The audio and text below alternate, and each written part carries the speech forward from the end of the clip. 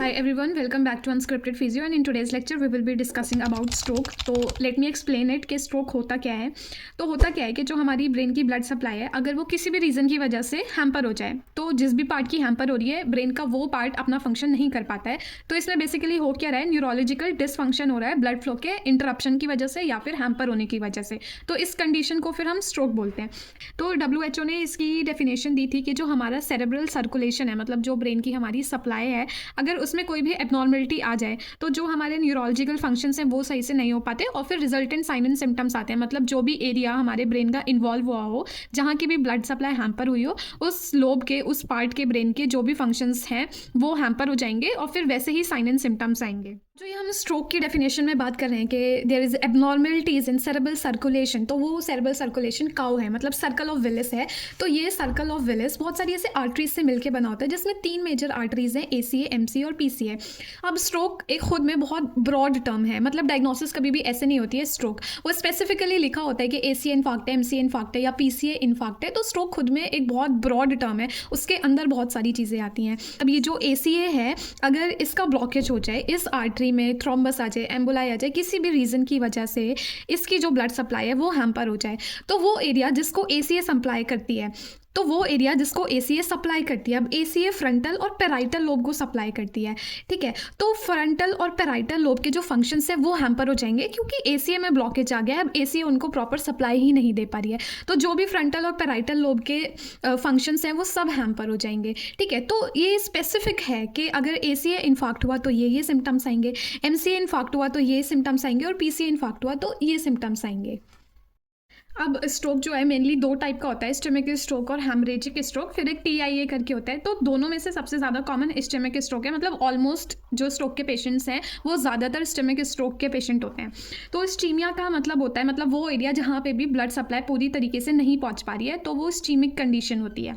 तो होता क्या है, मान लो ये एक आर्टरी है और यहाँ पे कोई प्लेग फॉर्मेशन हो गया है, ठीक है। तो इसकी वजह से ब्लड अब सही से फ्लो नहीं कर पा रहा है जैसे वो पहले करता था। तो यहाँ पे ब्लड की या तो ब्लॉकेज हो रही है या फिर ब्लड फ्लो सही से नहीं हो पा रहा है। तो उसकी वजह से क्या होता है कि हमारे ब्रेन में उस पर्टिकुलर एरिया जहाँ पे भी ये ब्लड सप्लाई में हैम्पर आया है, उसकी वजह से उस एरिया में प्रॉपर ऑक्सीजन और न्यूट्रिएंट सप्लाई नहीं मिलती है। अब वो नहीं मिलती है तो वो एरिया जो है ब्रेन का वो अपना काम ही नहीं करेगा, वो डिसफंक्शन करने लगता है, ठीक है। वो अपने प्रॉपर फंक्शन ही नहीं कर पाता है। अब हेमरेजिक स्ट्रोक में क्या होता है, ठीक है, इसमें क्या हो रहा था, हमारी ब्लड सप्लाई ब्लॉक हो रही थी या फिर ब्लड फ्लो रिड्यूस हो जा रहा था। अब हेमरेजिक स्ट्रोक में क्या होता है कि जो हमारी ब्लड वेसल्स हैं वही रप्चर कर जाती हैं और फिर आसपास के एरिया में भी ब्लड ऐसे क्लॉट हो जाता है, ठीक है। तो उसे हेमरेजिक स्ट्रोक बोलते हैं और इन कंपैरेटिवली टू स्टमक हेमरेजिक थोड़ा लेस कॉमन है, ठीक है। तो हेमरेजिक स्ट्रोक में क्या होता है, जो ब्लड वेसल्स है वो ही रप्चर हो जाती है, ठीक। तो ये जो हमारा हेमरेजिक स्ट्रोक है ये 3 टाइप का होता है, सब एरेक्नोइड, इंट्रासेरेब्रल और सब ड्यूरल।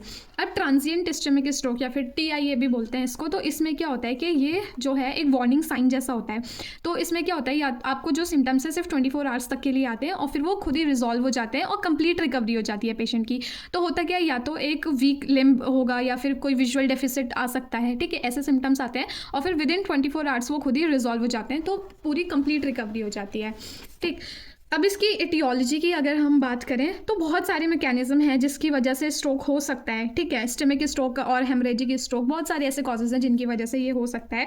तो सबसे ज़्यादा कॉमन कॉजेज क्या है, थ्रोम्बस। अगर कोई भी थ्रोम्बस फॉर्मेशन है आर्टरी में और वो ब्लड फ्लो को ब्लॉक कर रहा है, ठीक है, तो वो एक रीज़न हो सकता है, ठीक। और एम्बोलाई, मतलब जो थ्रोम्बस वाला पार्ट है, जो थ्रोम्बस है अगर उसी में से ही एक पार्ट डिटैच होकर ट्रैवल कर जाए ब्लड स्ट्रीम में और कहीं भी, तो वो भी स्ट्रोक कॉज कर सकता है। एटियोलॉजी में थ्रोम्बस एम्बोलाई की हम बात कर रहे हैं तो उसको एक बार समझते हैं। ये जो हमारी ACA आर्टरी है, इसको थोड़ा मैंने जूम करके डायग्राम बना दिया है। तो ये जो आर्टरी है, मान लो अब इसमें यहाँ पे ऐसे थ्रोम्बस फॉर्मेशन हो गई है, ठीक है। खुद ये जो थ्रोम्बस फॉर्मेशन होता है, ये जो फ्लोइंग हमारा ब्लड है उसी का ही मास फॉर्मेशन होता है ये, ठीक है। तो ये यहाँ पे हो गया है। अब इसने थ्रोम्बस ने क्या किया है ना कि ये जो ब्लड फ्लो है, इसका जो फ्लो है वो बहुत कम कर दिया है, या फिर ब्लड को ये थ्रोम्बस इतना बड़ा हो कि ब्लड को रोक ही दे। तो ACA, अगर अब ACA में ये थ्रोम्बस हो गया है तो ACA फ्रंटल और पेराइटल लोब को सप्लाई ही नहीं कर पाएगी इस थ्रोम्बस की वजह से। और हेमरेजिक में क्या है कि जो हमारी ब्लड वेसल्स हैं वही रप्चर हो जाती हैं। तो ब्लड वेसल्स रप्चर होने का भी काफ़ी सारे रीजंस हो सकते हैं, जैसे कि उसमें कि सबसे कॉमन है हाइपरटेंशन की वजह से क्या होता है, जो हमारे ब्लड वेसल्स की वॉल हैं उन पर काफ़ी ज़्यादा प्रेशर पड़ने लगता है, वॉल बहुत वीक हो जाती हैं जिसकी वजह से फिर ब्लड वेसल रप्चर हो जाता है। देखो, अब रिस्क फैक्टर्स की बात करते हैं। ऐसे कौन से फैक्टर्स हैं जो आपको रिस्क में डाल सकते हैं कि स्ट्रोक हो जाए। तो कुछ नॉन मॉडिफिएबल हो सकते हैं कि आप उनको चेंज नहीं कर सकते, और कुछ मॉडिफिएबल हैं कि आप उनको चेंज कर सकते हो। तो नॉन मॉडिफिएबल मतलब कि एज हो गया, जेंडर हो गया, रेस, हेरिडिटरी, इन सबको चेंज नहीं कर सकते। ठीक है। एज क्या है, जो मोर देन 60 ईयर्स हैं वो ज़्यादा ससेप्टेबल होते हैं, वो ज़्यादा उनकी प्रोबेबिलिटी है कि उनको स्ट्रोक हो जाए। ठीक है। और जेंडर में मेन ज़्यादा कॉमन होते हैं फीमेल से। ये जो स्ट्रोक है ये मेंस में ज़्यादा कॉमन होता है एज़ कंपैरेटिवली टू फीमेल्स। तो ऐसा क्यों होता है? ऐसा एक हार्मोन की वजह से होता है जिसका नाम है ईस्ट्रोजन। ठीक है। तो ईस्ट्रोजन ये एक एंटी इन्फ्लामेटरी इफेक्ट भी देता है। ये जो ईस्ट्रोजन हार्मोन है ना, ये हमें एक एंटी इन्फ्लामेटरी इफेक्ट देता है फीमेल्स में, और ये मतलब इसका बहुत प्रोटेक्टिव इफेक्ट है। तो ये करता क्या है कि कोई भी किसी भी तरीके का क्लॉट फॉर्मेशन ये नहीं ही होने देता है। ठीक है। तो इसलिए फीमेल्स जो हैं वो ज़्यादा प्रोन नहीं है कि उन्हें स्ट्रोक हो, क्योंकि उनके पास ईस्ट्रोजन है, और ईस्ट्रोजन का एंटी इन्फ्लामेटरी इफेक्ट भी है, और उसका एक प्रोटेक्टिव इफेक्ट भी है। एक प्रोटेक्टिव इफेक्ट है कि वो क्लॉट फॉर्मेशन को नहीं होने देता है। ठीक है। लेकिन ये सब सिर्फ मीनोपॉज तक हो रहा है। मीनोपॉज के बाद females are also at same risk कि उन्हें स्ट्रोक हो जाए। मॉडिफिएबल रिस्क फैक्टर्स पे मतलब ऐसे रिस्क फैक्टर्स जिनको आप चेंज कर सकते हो। तो कोई भी हार्ट डिजीज़ है, आर्टरी डिजीज़ है, डायबिटीज़ है, आप हैवी अल्कोहल कंजप्शन करते हो, स्मोकिंग करते हो, स्ट्रेस करते हो, फिजिकल इनएक्टिविटी है, आप ओबेज हो, तो इन सबको आप लाइफस्टाइल चेंजेस करके इन रिस्क फैक्टर्स को हटा सकते हो और इनको मॉडिफाई कर सकते हो। अब आते हैं क्लिनिकल प्रेजेंटेशन पे। तो इन जनरल जब भी आप हिस्ट्री कलेक्ट करते हो तो वो आपको एक रिलायबल सोर्स से करनी होती है। और कई बार ऐसा होता है पेशेंट जो होता है वो इतना ओरिएंटेड नहीं होता है। ठीक है। या फिर उसको स्पीच की प्रॉब्लम हो सकती है, वो डिसओरिएंटेड हो सकता है। तो आपको जो हिस्ट्री है वो एक रिलायबल सोर्स से कलेक्ट करनी होती है। तो बेटर कि आप अटेंडेंट से या फिर उस टाइम पे जो आई विटनेस हो उससे, या जो भी फैमिली मेम्बर प्रेजेंट है जिसे पूरी हिस्ट्री पता है, आप उससे हिस्ट्री कलेक्ट कर लो। ठीक है। तो जो स्ट्रोक के पेशेंट्स हैं उनमें कॉमनली क्या क्या कॉम्प्लिकेशंस आते हैं। पहले तो उनकी जो कॉन्शियसनेस है वो ऑल्टर हो चुकी होती है। ठीक है। तो जो हम ये कॉन्शियसनेस है वो हम जीसीएस से लेवल चेक कर सकते हैं कि लेवल ऑफ कॉन्शियसनेस क्या है। इन लैंग्वेज में सबसे ज़्यादा कॉमन है एफेजिया, और ये मतलब 30 to 36% ऑफ पेशेंट में होता ही होता है। एफेजिया में होता क्या है, ये कम्युनिकेशन डिसऑर्डर है। मतलब इसमें क्या होता है कि पेशेंट जो है कॉम्प्रीहेंशन और फॉर्मुलेशन नहीं कर पाता है अपनी स्पीच का, इसका इम्पेयरमेंट हो जाता है। तो एफेजिया 3 टाइप का होता है, फ्लुएंट, नॉन फ्लुएंट और ग्लोबल। फ्लुएंट में क्या होता है, फ्लुएंट को हम वर्निक्स एफेजिया, सेंसरी एफेजिया या फिर रिसेप्टिव एफेजिया भी बोलते हैं। इसमें होता क्या है कि पर्सन जो है वो बोल तो बहुत फ्लुएंसी के साथ रहा है, लेकिन क्या बोल रहा है वो बिल्कुल मीनिंगलेस है। ठीक है। स्पीच फ्लुएंट है लेकिन बिल्कुल मीनिंगलेस है, और कॉम्प्रीहेंशन उसका पुअर है, मतलब जो उसकी अंडरस्टैंडिंग है वो सही नहीं है। ठीक है। तो पेशेंट बोलता है लेकिन समझ भी नहीं पाता है, और जो बोल रहा है वो भी बिल्कुल मीनिंगलेस बोलता है। नॉन फ्लुएंट एफेजिया, इसको ब्रोकाज एफेजिया या फिर एक्सप्रेसिव एफेजिया भी बोलते हैं। अब इसमें क्या होता है, स्पीच जो है वो नॉन फ्लुएंट है, स्लो है, एफर्टफुल है, बहुत ज़्यादा एफर्ट लगाने पड़ रहे हैं उसे कुछ भी बोलने में। कॉम्प्रीहेंशन जो है थोड़ा बहुत ठीक है। तो पेशेंट को पता है कि वो क्या बोल रहा है और वो बोलना भी चाहता है लेकिन वो बोल नहीं पाता है, तो that is non fluent aphasia. ठीक है। अब आते हैं ग्लोबल एफेजिया पे। ग्लोबल एफेजिया का मतलब है कि ना तो वो समझ पा रहा है और ना बोल पा रहा है। ठीक। अब आते हैं डिसार्थरिया पे। डिसार्थरिया भी एक डिसऑर्डर है स्पीच और लैंग्वेज का, लेकिन इसमें जो मेन प्रॉब्लम होती है वो मसल्स में होती है। ठीक है। तो this is also 48 to 57% seen in patient with stroke. तो ये एक मोटर स्पीच डिसऑर्डर है। इसको बेसिकली हम ये भी बोलते हैं कि डिफिकल्टी इन स्पीकिंग होती है, पेशेंट को स्लर्ड स्पीच हो जाती है। ये होता क्यों है, क्योंकि जो पार्ट ब्रेन का स्पीच को मीडिएट करता है लीजन वहाँ पर हो जाता है। ठीक है। तो उसकी वजह से रेस्पिरेशन और फोनेशन, रेजोनेंस, सेंसरी फीडबैक, इन सब में सारी दिक्कत आती है। ठीक है। ये जो सारी फंक्शंस हैं ये सब हैम्पर हो जाते हैं, और जैसे कि च्युइंग और स्वॉलोइंग, ये सब मूवमेंट भी नहीं हो पाते जॉ के, इसकी वजह से स्लर्ड स्पीच हो जाती है पेशेंट। डिस्फेजिया में क्या होता है कि इनेबिलिटी हो जाती है स्वॉलो करने की, या फिर डिफिकल्टी आती है कोई भी चीज़ स्वॉलो करने के लिए। और ये जो दिक्कत है ये इसलिए होती है कि जो क्रेनियल नर्व्स हैं उनका फंक्शंस हैम्पर हो जाते हैं, जिसकी वजह से फिर स्वॉलोइंग डिफिकल्टी होने लगती है। अब जो ये डिस्फेजिया है ये और भी रीजंस की वजह से हो सकता है, यानी कि अगर स्वॉलोइंग रिफ्लेक्स ट्रिगर होने में बहुत डिले हो रहा है उसकी वजह से भी हो सकता है। ठीक है। या फिर लिंगुलर कंट्रोल नहीं है, पुअर क्लोजर हो रहा है लिप का या फिर जॉ का, इन सब की वजह से भी डिस्फेजिया हो सकता है। अब डिस्फेजिया की वजह से क्या होता है ना कि एस्पिरेशन भी हो सकता है पेशेंट को। एस्पिरेशन का मतलब है कि जो ये फूड, लिक्विड, सलाइवा या फिर गैस्ट्रिक रिफ्लेक्स है ये एयरवेज में चला जा रहा है। ठीक है। जिसकी वजह से पेशेंट को एस्पिरेशन हो जा रहा है। अब बहुत कॉमन है कि जिनको भी डिस्फेजिया है वो कोई भी ये इनमें से food, liquid, saliva, gastric reflex ये एस्पिरेट कर लें, तो जिसकी वजह से रेस्पिरेटरी डिस्ट्रेस हो जाता है पेशेंट को, और ये बहुत ज़्यादा लाइफ थ्रेटनिंग कंडीशन के तरफ भी टर्न ले सकता है। तो जिनको सीवियर डिस्फेजिया है वो पेशेंट्स को हम नथिंग बाय माउथ या फिर एनजी ट्यूब पर प्लेस कर देते हैं फंक्शंस में। तो कॉग्निटिव डिसफंक्शन में बेसिकली क्या होता है कि जो उनके बेसिक फंक्शंस हैं जैसे अलर्टनेस, अटेंशन, ओरिएंटेशन, मेमोरी, ये सब फंक्शंस हैम्पर हो जाते हैं। ठीक है, वो ज़्यादा अलर्ट नहीं होते, ठीक है, अपने एनवायरनमेंट से अलर्ट नहीं होते, वो अटेंशन डेफिसिट होते हैं, ज़्यादा लंबा टाइम तक वो किसी भी चीज़ पे अपनी अटेंशन नहीं दे पाते हैं, ओरिएंटेड नहीं होते हैं। ठीक है, मेमोरी इतनी उनकी शार्प नहीं होती है। ठीक है, उनको मेमोरी की भी प्रॉब्लम्स होती हैं और वो एग्जीक्यूटिव फंक्शंस नहीं कर पाते हैं। एग्जीक्यूटिव फंक्शंस क्या होते हैं? ऐसे फंक्शंस जो पर्सन को इंगेज रखें, ठीक है, ताकि एक पर्पसफुल एक्ट में बेसिकली वो लोग इंगेज रहें, तो वो ऐसा काम भी नहीं कर पाते हैं। ठीक है, तो उनके जो एग्जीक्यूटिव फंक्शंस हैं वो भी इम्पेयर्ड हो जाते हैं। अब इन पेशेंट में बहुत सारे परसेप्चुअल डिसफंक्शंस भी आते हैं। ठीक है, तो परसेप्चुअल डिसफंक्शंस में बहुत सारी चीज़ें आती हैं जैसे बॉडी स्कीम, बॉडी इमेज, या फिर बॉडी स्कीम और बॉडी इमेज के स्पेसिफिक इम्पेयरमेंट। तो बॉडी स्कीम क्या होता है कि मतलब जो है अपने बॉडी पार्ट्स के बीच के रिलेशनशिप को नहीं समझना, मतलब उनमें कोई मूवमेंट सेंस नहीं है, पोजीशन सेंस नहीं है। ठीक है, सेंस नहीं कर पा रहे हैं कि बॉडी कैसे है या फिर बॉडी पार्ट्स किस पोजीशन में है। बहुत सारे स्पेसिफिक इम्पेयरमेंट्स हैं एंड डिपेंड्स कौन सा पार्ट जो है ब्रेन का इन्वॉल्व हुआ है उसके हिसाब से ही स्ट्रोक में साइन एंड सिम्टम्स आते हैं। तो ये मैं इन जनरल बता रही हूँ कि क्या क्या सिम्टम्स आ सकते हैं।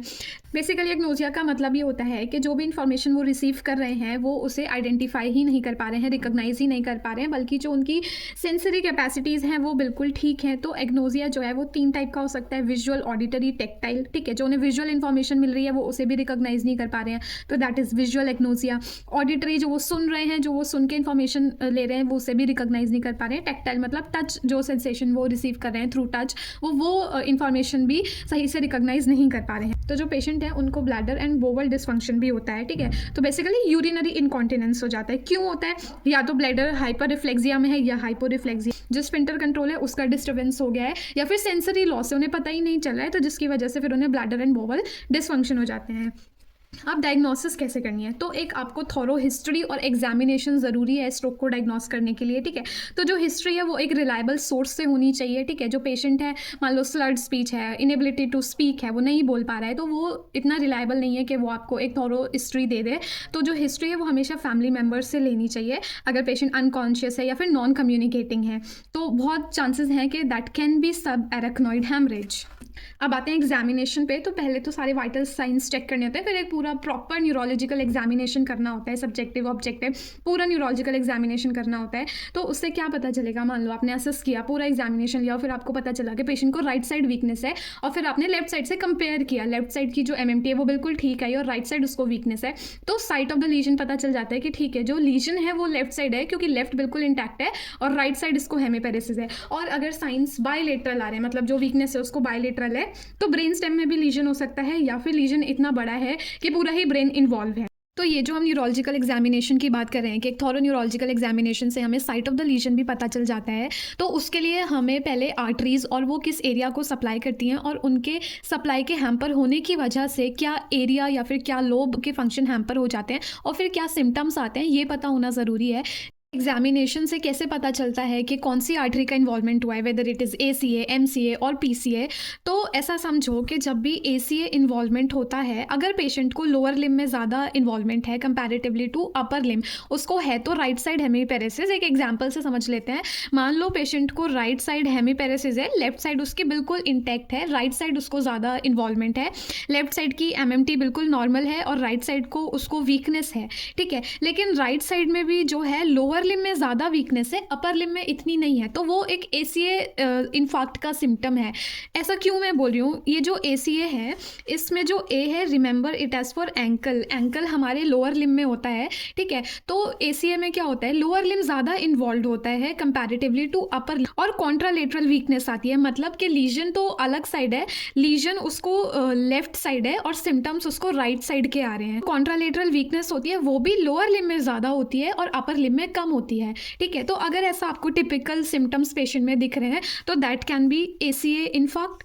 और अगर हम MCA की बात करें तो MCA में जो ये M है, remember it as most common और मोस्ट एरिया। MCA तीनों इन्फार्क्ट में से सबसे ज़्यादा कॉमन इन्फार्क्ट है और MCA सबसे ज़्यादा एरिया को भी सप्लाई करती है। तो अगर अपर लिम ज़्यादा अफेक्टेड है कंपैरेटिवली टू लोअर लिम तो that can be a MCA infarct. और भी बहुत सारे साइन एंड सिम्टम्स होते हैं। ठीक है, अगर PCA थोड़ा लेस कॉमन है तीनों इन्फार्क्ट में से। PCA में जो ये P है, रिमेंबर इट इज़ पिक्चर। अगर पेशेंट को कोई विजुअल डेफिसिट्स आ रहे हैं तो that can be a PCA in fact.